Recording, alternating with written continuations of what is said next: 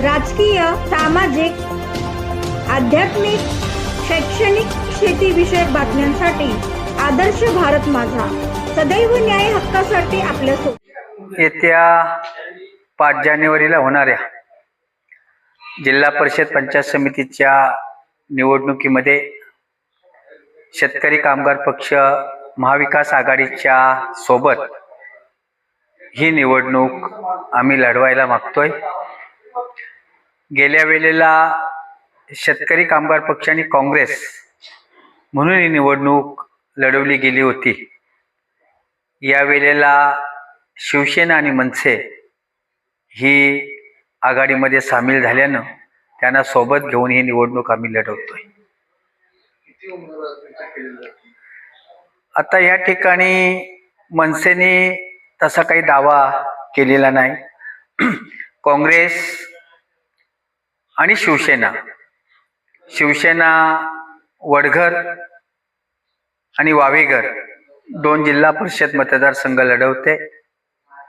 बाकीच्या जागा जिल्हा परिषदच्या 6 शेतकरी कामगार पक्ष लढवतोय।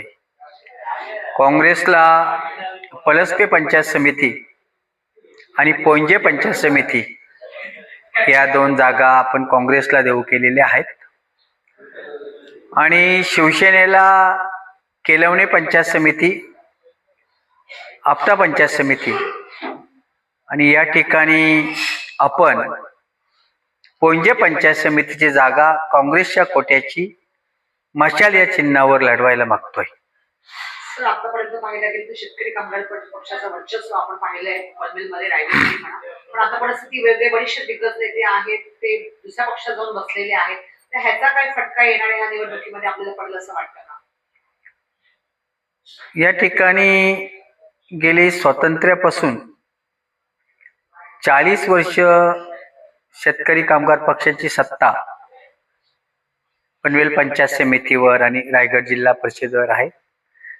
आतापर्यंत अनेक नेते हे शेतकरी कामगार पक्षाला सोडून आपल्यातनं गेलेले आहेत।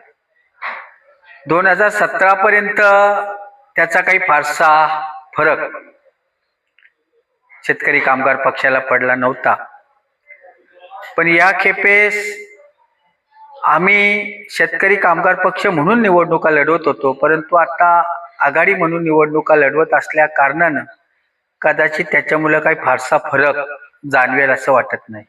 पाहिलं गेलं तर बरेचसे तुम्ही उमेदवार दिलेले आहेत, यंदा सुशिक्षित उमेदवार दिलेले आहेत, डॉक्टर पदवीचे उमेदवार आहेत, ॲडव्होकेट पदाचे उमेदवार आहेत, काय वाटतं याचा एकंदरीतच फायदा, निश्चित फायदा होईल का आणि उमेदवार त्याला कौल देतील का?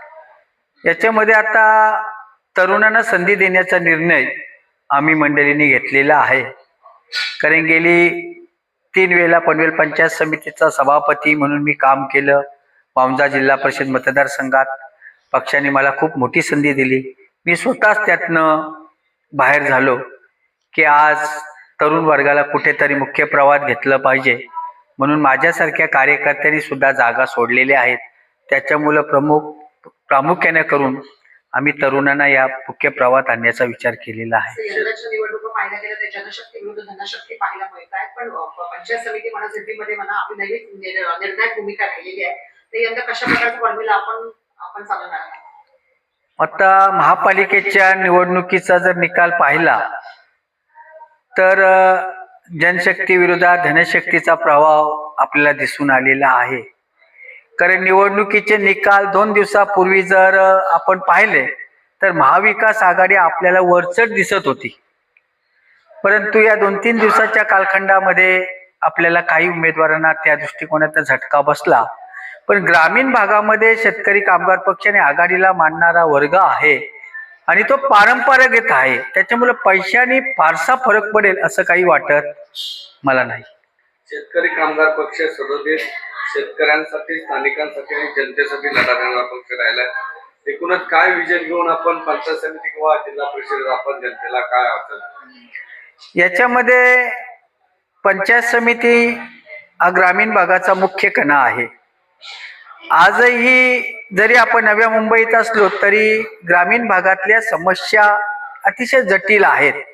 शेतकऱ्यांच्या अनेक समस्या आहेत, पाण्याचे प्रश्न आहेत, त्या ठिकाणी आदिवासींसाठी घरकुलांचे प्रश्न आहेत, त्या ठिकाणी जलजीवन योजना केंद्राने राबवली परंतु लोकांपर्यंत ती पोचलीच नाही, ते योजना सुद्धा कागदावर राहिली. तर ह्या ज्या काही योजना आहेत त्यांना पूर्वस्थितीत आणून लोकांना पिण्याचं पाणी आणि ज्या काही गोष्टी आहेत सुविधा भौतिक त्या देण्याचा प्रयत्न आमचा मानस आहे.